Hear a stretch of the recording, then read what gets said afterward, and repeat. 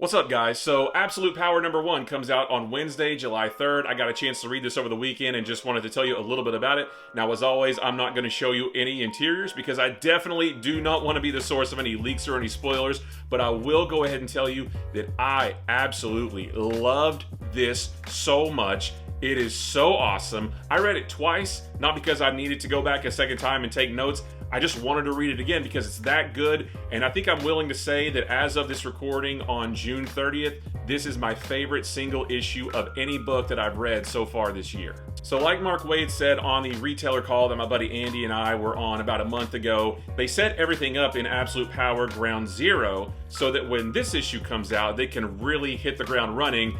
And boy, did they do that. The first 3 pages of this issue are the preview pages that we have seen in the back of some of the recent DC books, except there's one slight difference in this book that was not included in those preview pages, and I guess they left that tiny little difference out just to not spoil any part of the story.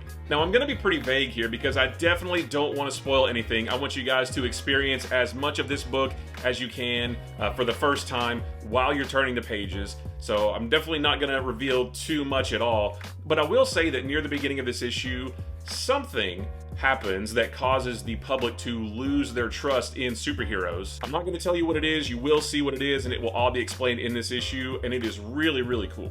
After that happens, Amanda Waller and Failsafe send out the 6 Amazo robots to start stealing powers from various heroes.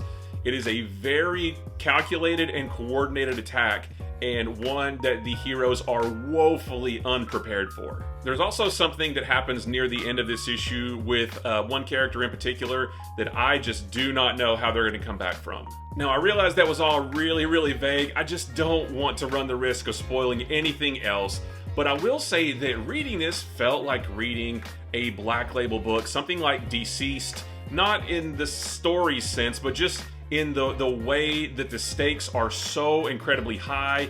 It's very, very dark, and it just feels like things will not be the same after this. I know when this event was announced, some people were kind of weary on it. You know, it's another event, another thing that I have to read.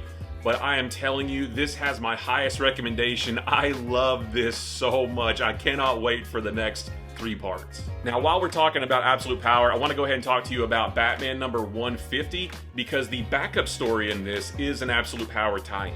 In that backup story, Batman goes to Cyborg for help dealing with all the Amazo robots, and it leads to a confrontation with the Amazo robot known as Paradise Lost, who was the one who steals Wonder Woman's powers. Cyborg learns that Amanda Waller has something in her possession, and it's something that we don't learn about in Absolute Power #1. It's new information that's presented in this book, and Batman knows that he has to get that thing back from Amanda Waller, and that's what Batman's story is going to be in the next couple issues of the Batman title that tie into Absolute Power. Sorry guys, I didn't mean to run long on this video, but I just love this. I just want to put so much love out there for this book because they nailed it, at least with the first issue. You know, obviously we need to wait and see if they can stick the landing in the last couple issues, but as far as the beginning of this story goes, 2 thumbs way up. They nailed it. I cannot wait to see what happens next. So again, this comes out on Wednesday, July 3rd. Let me know if you pick it up, and if you do, let me know what you think about it.